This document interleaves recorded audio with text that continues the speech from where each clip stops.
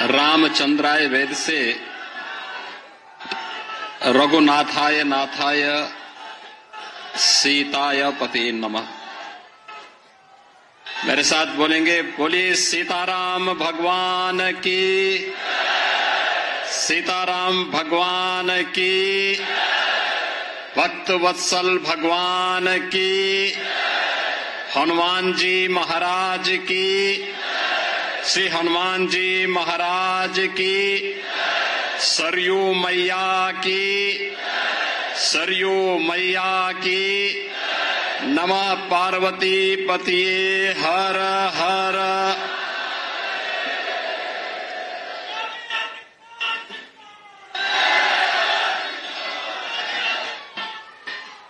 प्रतिष्ठा द्वादशी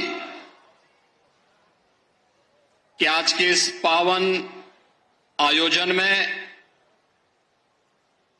मंच पर उपस्थित पूज्य संतजन महान श्री दिनेंद्र दास जी महाराज, महान श्री धर्मदास जी महाराज, महंत ज्ञानी गुरजीत सिंह जी,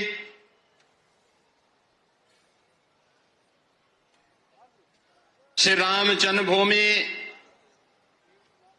तीर्थ क्षेत्र न्यास के महामंत्री सम्मानित श्री चंपत राय जी,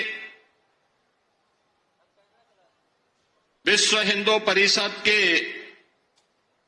हमारे केंद्रीय पदाधिकारी माननीय श्री दिनेश जी,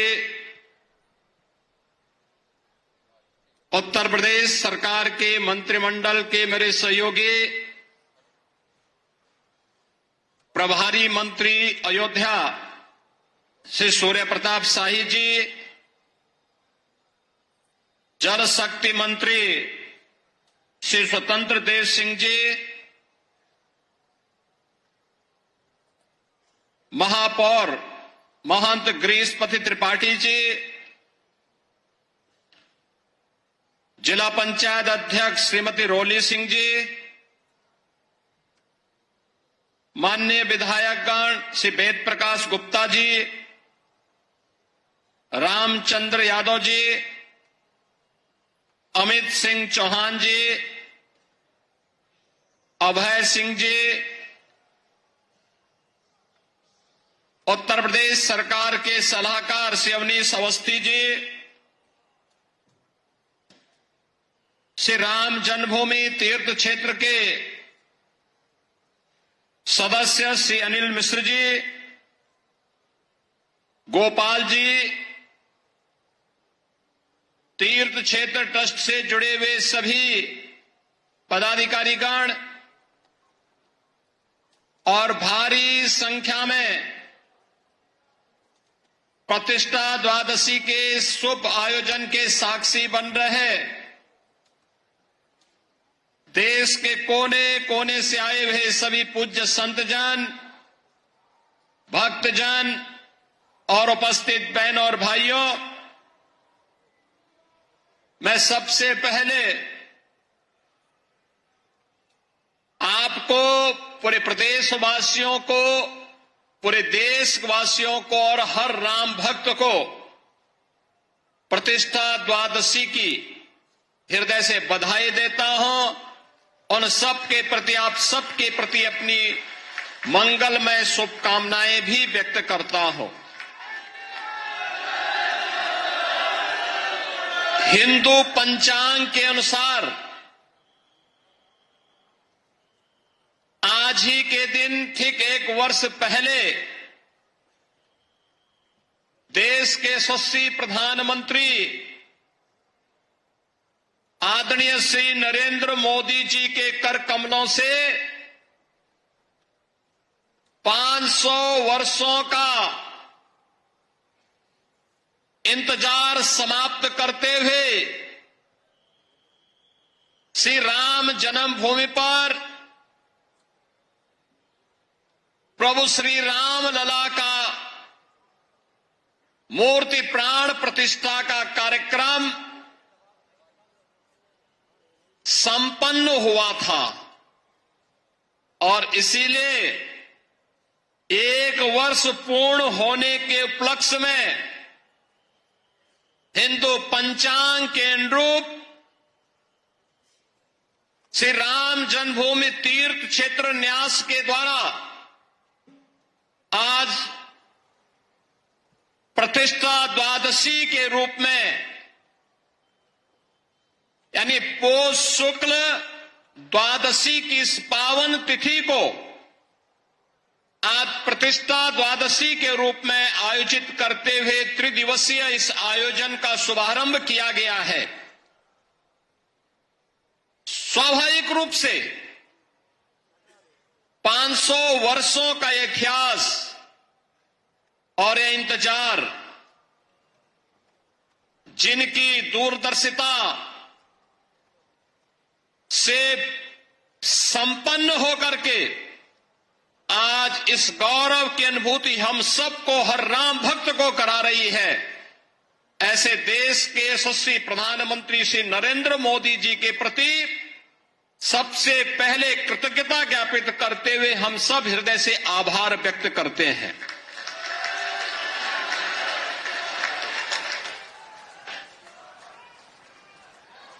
बहनों और भाइयों, इस अवसर पर श्री राम जन्मभूमि के लिए चले एक लंबे आंदोलन को, जो संविधान के दायरे में रह करके लोकतांत्रिक तरीके से जिस आंदोलन को एक मंच पर सजोने का काम राष्ट्रीय स्वयंसेवक संघ के मार्गदर्शन और नेतृत्व में सरदेव अशोक सिंघल जी ने आगे बढ़ाने का कार्य किया था, आज उनकी स्मृतियों को भी नमन करते हुए उन्हें मैं विनम्र श्रद्धांजलि अर्पित करता हूं। बहनों और भाइयों, यहां पर जो बात अभी माननीय चंपत जी कह रहे थे, 22 दिसंबर 1949 रामलला का अपनी जन्मभूमि में प्रकटीकरण होना, जो इस पूरी लड़ाई की पृष्ठभूमि को आगे बढ़ाता हुआ आज इन स्थितियों में पहुंचा कि हम 1 वर्ष की प्राण प्रतिष्ठा के कार्यकाल के उपरांत आज यहां पर एकत्र होकर के इस मंगल गान के साथ अभिभूत होकर के गौरव की अनुभूति कर रहे हैं। लेकिन इसके उपरांत भी अनेक ऐसी तिथियां आई जिन्होंने हर भारतवासी के सामने अग्नि परीक्षा के इस दौर से उसे ले जाते हुए न्याय संगत तरीके से मर्यादा के अनुसार धैर्य की अपनी अग्नि परीक्षा देते हुए हर भारतवासी गुजरा। लेकिन ध्येय सबका एक ही था, अयोध्या में श्री राम जन्मभूमि पर प्रभु रामलला का विराजमान हो, हर हाल में विराजमान हो। और इसके लिए इसका शुभारंभ होता है 9 नवंबर 2019 को,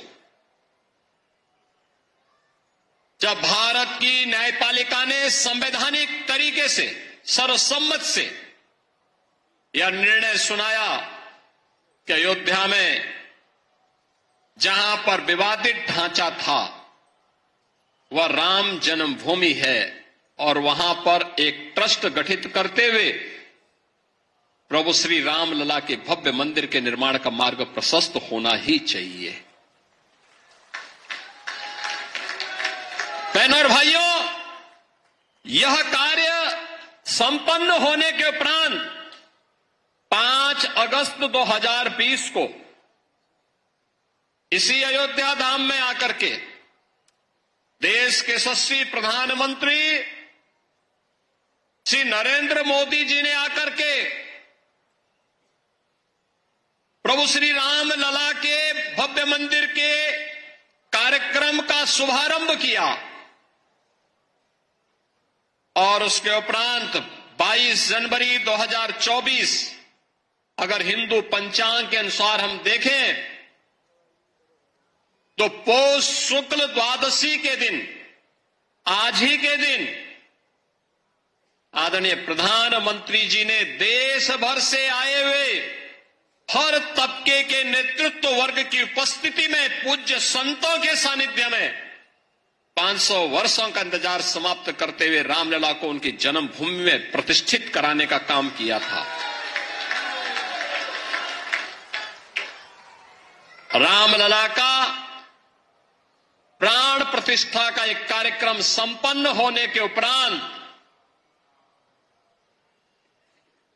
लाखों की संख्या में श्रद्धालु जन अयोध्या धाम में पधार रहे हैं। एवरेज अयोध्या का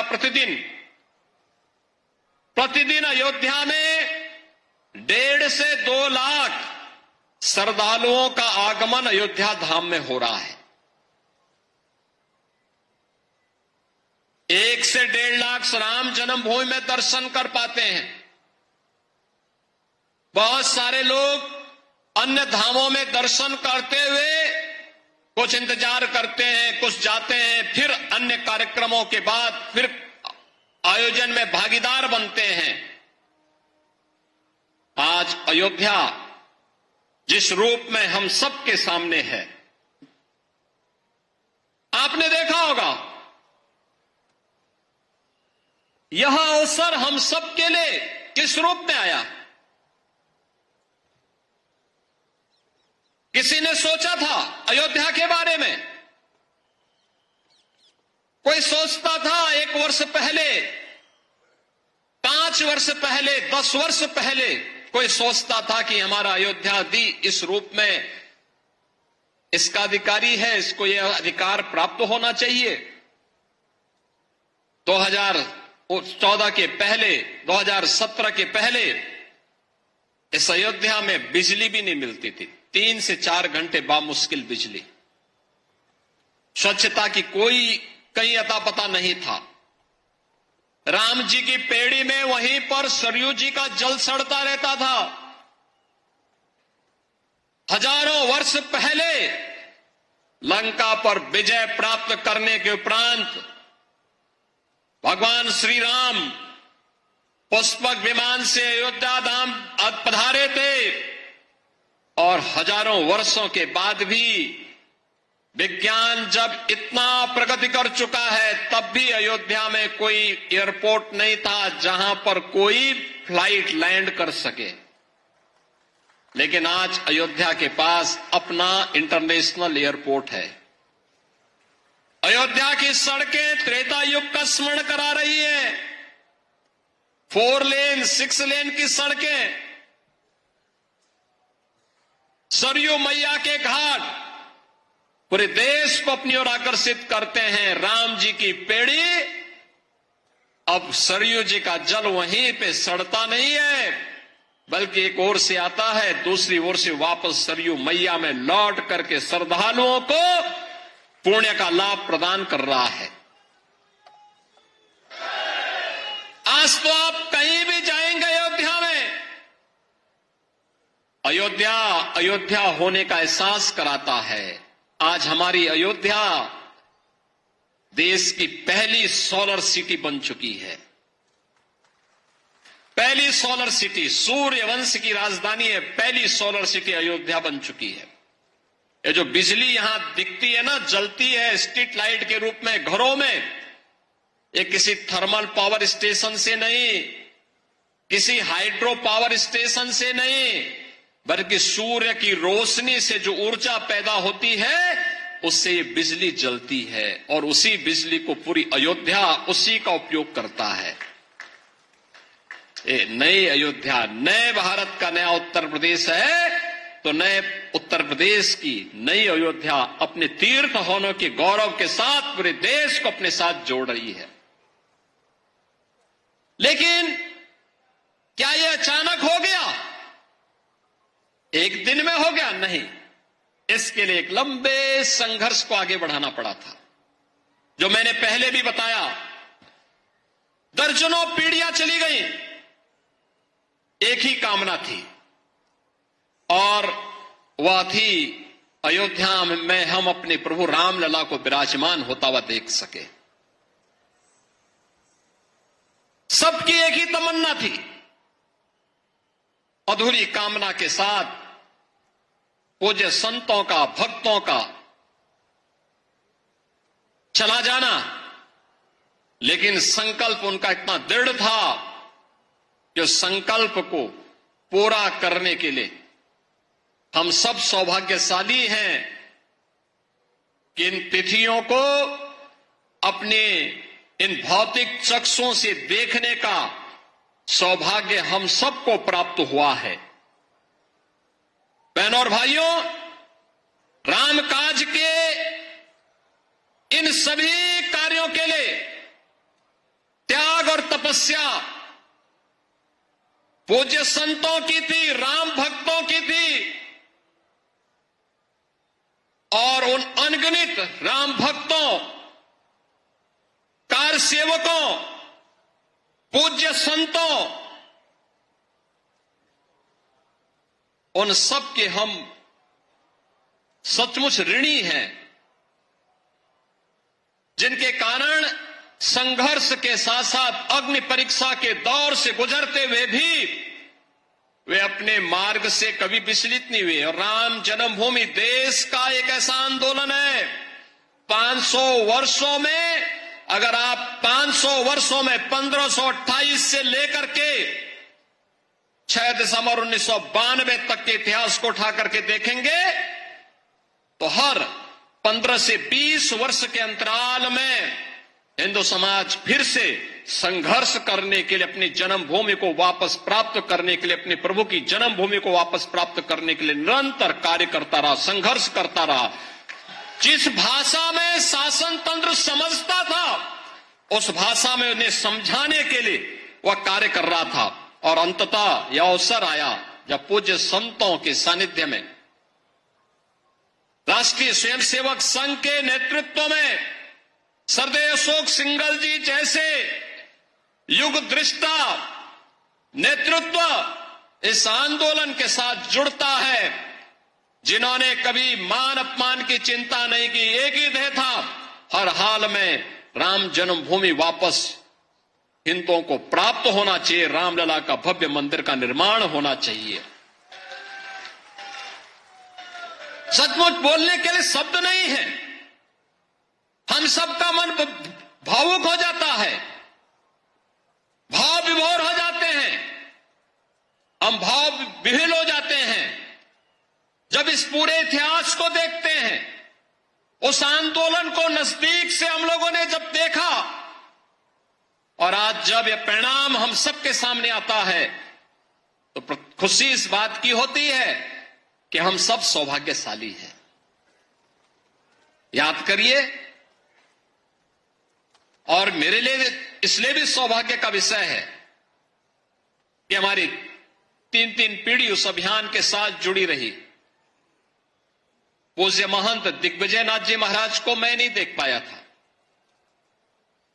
लेकिन अपने पूज्य गुरुदेव से जो मैं सुनता था, और मुझे याद है जब 2014 में मेरे पूज्य गुरुदेव अपने अंतिम, यानी उनके अंतिम श्वास चल रही थी, संजोग ऐसा था कि सरदेव अशोक सिंघल जी उस समय उनको देखने के लिए हॉस्पिटल में आए और अंतिम बातचीत भी उनकी सरदेव अशोक जी के साथ ही। काफी देर तक वह देख रहे थे, अशोक जी की तरफ देख रहे थे, और अंत में एक ही बात उन्होंने कही। मैं देख रहा था उस दौरान वो कई दिनों से किसी से बोल नहीं रहे थे। अशोक जी को भी काफी देर तक, लगभग 1 घंटे तक वह देखते रहे, एक टकटकी लगाओ निगाहों से देखते रहे, और अंत में उन्होंने अशोक जी को सामने बुलाया, कहा क्या राम जन्मभूमि का मंदिर बन जाएगा ना? अशोक जी ने कहा जरूर बनेगा, आप एक बार थोड़ा स्वस्थ होइए, जरूर बनेगा, जरूर बनेगा। और यही आश्वस्त के बाद कुछ ही दिन के बाद उन्होंने अपनी भौतिक देह का विश्राम कर दिया था। बहनों और भाइयों, बाबा अभिराम दास जी हों, पूज्य परमहंस रामचंद्र दास जी महाराज रहे हो, शंकराचार्य की परंपरा रही हो, रामानंदाचार्य की परंपरा रही हो, रामानुजाचार्यों की परंपरा रही हो, पूज्य संतों की एक अविरल परंपरा रही हो, या फिर राष्ट्रीय स्वयंसेवक संघ से जुड़े हुए यशस्वी नेतृत्व का ये पूरा अनवरत सिलसिला चलता रहा, लगातार चलता रहा। और आज हम सब यहां पर इस बात का एहसास कर रहे हैं कि राम जन्मभूमि के लिए जो ये आंदोलन चला था, आज वो एक सार्थक लक्ष्य की ओर आगे बढ़ते हुए किस रूप में जा रहा। जो भी अयोध्या आता है, कोई भी आता है, दुनिया के अंदर कोई भी आता है, वह व्यक्ति अभिभूत होकर के जाता है। जिसने 5 वर्ष पहले, 10 वर्ष पहले अयोध्या देखी होगी, आज जब अयोध्या आता तो उसको पहचानने में कठिनाई होती। कहता वाह, अयोध्या तो अब त्रेता युग का एहसास करा रही है। और हम कह सकते हैं अभी 1 साल 2 साल और देखें, जब ये पूरा परिसर, राम जन्मभूमि का पूरा परिसर अपने भव्य रूप में आएगा तो दुनिया का सुंदरतम नगर के रूप में, सबसे आध्यात्मिक, सबसे धार्मिक, पुरी के साथ साथ धाम के रूप में, दुनिया की सबसे वैभवशाली नगरी के रूप में हमारा अयोध्या धाम विकसित होने जा रहा है, उस ओर आगे बढ़ रहा है। श्री राम जन्मभूमि तीर्थ क्षेत्र न्यास ने पिछले 4 वर्ष के दौरान न दिन देखा, न रात देखा, न धूप देखी, न बरसात देखी, सबकी परवाह, किसी की भी परवाह के बगैर केवल एक ध्येय के साथ कि रामलला की प्राण प्रतिष्ठा के कार्यक्रम के साथ जुड़ने के साथ ही मंदिर को भव्य स्वरूप देकर के कोटि कोटि राम भक्तों के अनुरूप यहां पर उस प्रकार की व्यवस्था देना, और उसके लिए न्यास निरंतर अहर्निश लग करके उसके लिए कार्य कर रहा है। बहनों और भाइयों, भक्तों की इच्छा के अनुरूप भले ही वहां पर सुविधाओं को आगे बढ़ाने का काम जिस मजबूती के साथ चल रहा है, पूरा परिसर एक बार भव्य रूप में आ जाएगा तो सचमुच सनातन धर्म के धार्मिक स्थलों को किस रूप में भव्य होना चाहिए, वह दृश्य श्री राम जन्मभूमि का यह भव्य मंदिर सनातन धर्म के सभी स्थलों के लिए एक नई प्रेरणा का केंद्र बिंदु बनने वाला है। और उसके लिए हम सबको अपने आप को तैयार करना। आज का जब हम यहां पर प्रतिष्ठा द्वादशी के अवसर पर आए हैं तो बहनों और भाइयों, हमारे सामने बहुत सारे लक्ष्य हैं। एक चीज हम सबको इस बारे में ध्यान रखना होगा, और वह इस बात को लेकर के रखना होगा कि किन कारणों से, वे कौन सी परिस्थितियां थी कि समाज बटा हुआ था और हमारे पूज्य आराध्य देव स्थल अपमानित हो रहे थे। अगर हम जाति के नाम पर और तमाम अन्य वादों के आधार पर विभाजित रहेंगे तो इस प्रकार की अपमानजनक स्थितियों का सामना हम सबको निरंतर करना पड़ सकता है। और इसलिए आज की आवश्यकता वही है जो न केवल हमारे वर्तमान को बल्कि भविष्य को भी सुरक्षित रख सकता है। उस एकता के सूत्र में बांधने के लिए, राष्ट्रीय एकात्मता के लिए कार्य करने के संकल्प के साथ जब हम जुड़ेंगे, याद रखना, राष्ट्रीय एकात्मता की कड़ी मजबूत होगी, सनातन धर्म भी मजबूत होगा, देश भी मजबूत होगा, हम सब भी मजबूत होंगे। लेकिन अगर हमारा देश कहीं किन्हीं कारणों से आपस में ही विभाजित होकर के कमजोर होगा, जातीयता की खाइयां चौड़ी होंगी, क्षेत्र और भाषाई आधार पर हम विभाजित होंगे, तो इसका खामियाजा सबसे पहले हमारे पूज्य धर्मस्थलों को ही भुगतना पड़ेगा, बहन और बेटियों को ही भुगतना पड़ेगा। उस प्रकार की स्थिति हम सबके सामने दोबारा न होने पाए, या एक नया संकेत भी द्वादश प्रतिष्ठा का यह आयोजन हम सबको, प्रतिष्ठा द्वादशी का यह कार्यक्रम हम सबको इस नई प्रेरणा के साथ आगे बढ़ने के लिए प्रेरित कर रहा है। और इस अवसर पर मैं आप सबसे यही आह्वान करूंगा, मैं एक यही आह्वान करूंगा कि प्रतिष्ठा द्वादशी हम सबको राष्ट्रीय एकात्मता को मजबूती प्रदान करने के लिए आह्वान कर रही है। और प्रधानमंत्री मोदी जी ने प्राण प्रतिष्ठा समारोह के दिन, आज के ठीक 1 वर्ष पहले, देशवासियों से यही आह्वान किया था कि राम तो हमारे लिए राष्ट्र के प्रतीक हैं, राम है तो राष्ट्र है, और राष्ट्र है तो राम है। दोनों को अलग करके नहीं देखा जा सकता है, दोनों एक दूसरे के पूरक हैं। उत्तर से दक्षिण तक, पूरब से पश्चिम तक, इन्हीं आराध्य देवों के कारण आज वर्तमान भारत है। और इस नए भारत को आज जिस दिशा में प्रधानमंत्री मोदी जी के नेतृत्व में आज आगे बढ़ाया जा रहा है, इसके लिए हम सबकी जिम्मेदारी बनती है कि हम सब उस अभियान का हिस्सा बने, उस अभियान का हिस्सा बने। याद रखना, सत्य को अधिक दिनों तक कोई धुंधला करके नहीं रख सकता है। सत्य एक दिन सबके सामने उजागर होगा, और सत्य का उजागर होना ही अयोध्या में राम जन्मभूमि पर प्रभु रामलला के भव्य मंदिर के निर्माण के रूप में हम सबके सामने सत्य के रूप में देश और दुनिया देख रही है। राम जन्मभूमि में प्रभु राम का यह भव्य मंदिर का निर्माण दुनिया में दबी कुचली सभ्यता और संस्कृति के लिए एक नया संदेश भी है।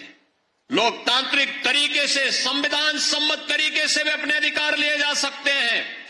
ये अधिकार अयोध्या में राम जन्मभूमि के लिए हुए अनगिनत बलिदान और उन सब मूल्यों के साथ अग्नि परीक्षा के दौर से बार बार गुजरने के बावजूद भी अपना धैर्य न खोना इस अभियान का हिस्सा रहा है। हम सब निरंतर इस पथ के अनुगामी बनेंगे, इस विश्वास के साथ। परसों से प्रयागराज की धरती पर महाकुंभ का भी आयोजन होने जा रहा है, और प्रयागराज में भी जैसी सुविधा अयोध्या धाम में है, ऐसी भव्य सुविधा प्रयागराज में भी सबको प्राप्त होने वाली है।